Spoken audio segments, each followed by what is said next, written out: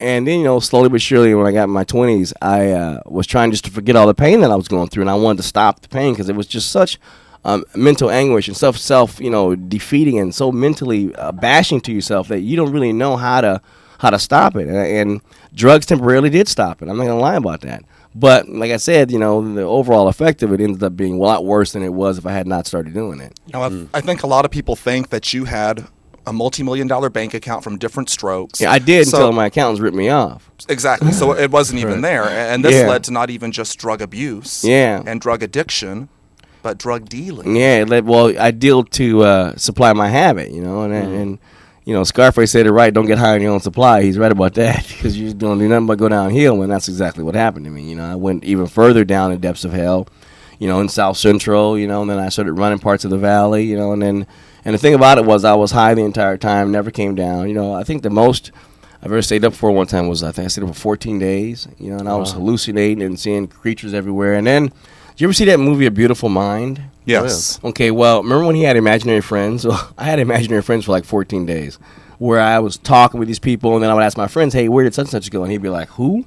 I go, such and such. He's like, dude, there's nobody here that name. I'm like, come on, bull crap. Such and such. He's like, dude, he doesn't exist. Yeah, you know what? I was thinking about you today because it is St. Patrick's Day, so there's a lot of people running around in green costumes. I was thinking about you on the way over here because there was a passage in the book where I think you saw little green men, and all of a sudden I thought, I hope you don't have a flashback and you go the wrong way and Todd never shows up. That's what I was thinking. Exactly. If I was high, I may not show up, but that was weird because they came out of the ground and I thought they were going into the closet, and then I was shooting up the closet trying to get them, and I was digging up the floor trying to find them, how they were creating these little crazy little men that were running around my house, and they weren't real. I'll tell you another good story. I don't know if this is in the book or not, but my mom had called the people with the white jackets because she thought I was just, that's it. I'm calling people with white jackets. Okay. And I get on the phone, I'm talking to the psychiatrist, and she's like, now, she called me on the phone. She goes, now, somebody's going to call you, and I want you to tell him the same story you told me. I was like, yeah, okay, Mom. And I started talking. I'm thinking to myself, who is this again? He goes, well, this is doctor. So I was like, click. She's going to get me locked up with the man with the white jacket. Man, he'll come to my house and, hog tie me. No. So was that a turning point for you when your mom got Still involved? Wasn't a turning point. No? Turning point didn't happen to me until 93. Okay. Early part of 93. January of 93 is when the turning point came. And you had referenced going to the depths of hell. Yeah. And I think you might have seen the devil himself. This is where your addiction took you. This was news to me as I was reading the book.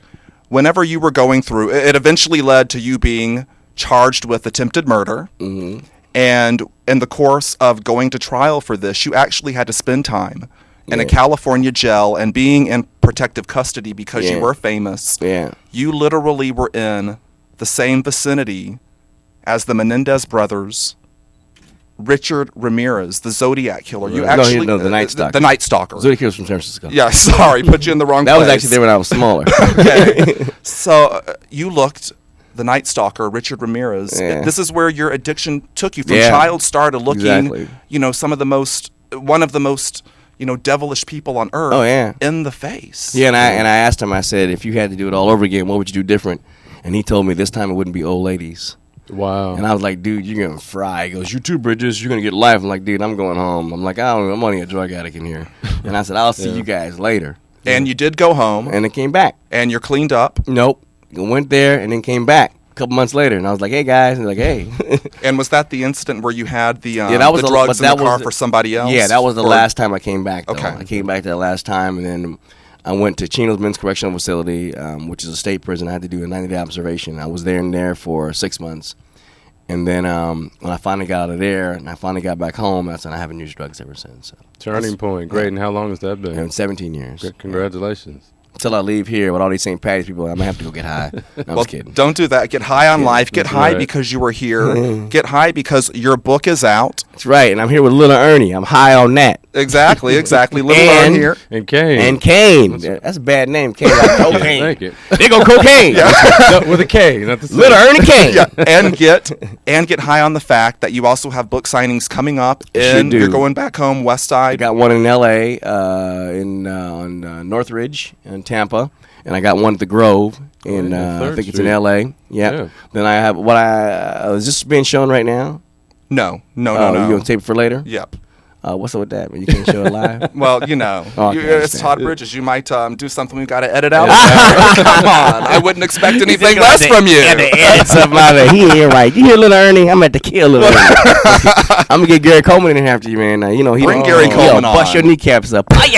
I'll take care of Gary. He don't scare me. And speaking of Gary, what's up with your... I don't know. He's going through such a traumatic experience himself. But I guess if I was, 4'2" and smelled butts all day, I'd be upset too. Well, that being said, we're going to start violating FCC standards. We got to cut this off now. But I did want to say... You can say butts. Yeah, you can. Yeah, you just did. You just did. We're We're going down this slippery road. You know how the FCC gets. But what I did want to say is that the book is out. Yes. There are so many... I could sit here and talk to you all day long. There are so many stories in here, things we didn't even touch on. Dana Plato, sex with Dana, money being gone, other people that are in your life. Oh, yeah. Like I said, I read the book cover to cover. I want everybody out there that's listening and or watching us to go get this book. I read it in one day. Like I said, I am not lying about that.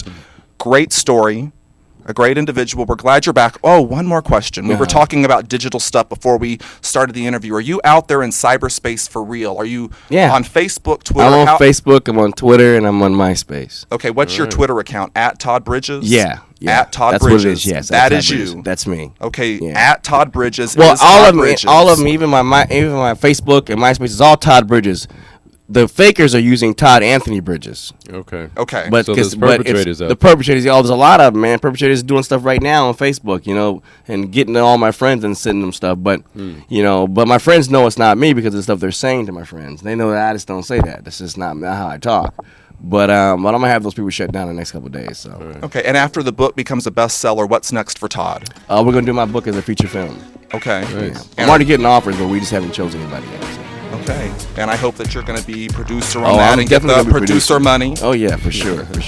Okay. All right. Well, congratulations, Todd. Congratulations on your sobriety. Thank you for stopping by.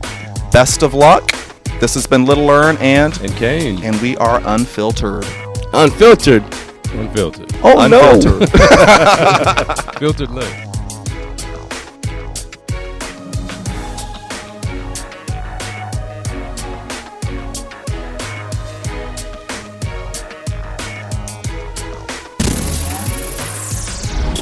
Join us again for more Unfiltered. Mondays, Wednesdays, and Fridays, 9 p.m. Eastern Standard Time, live on chataboutit.com. chataboutit.com.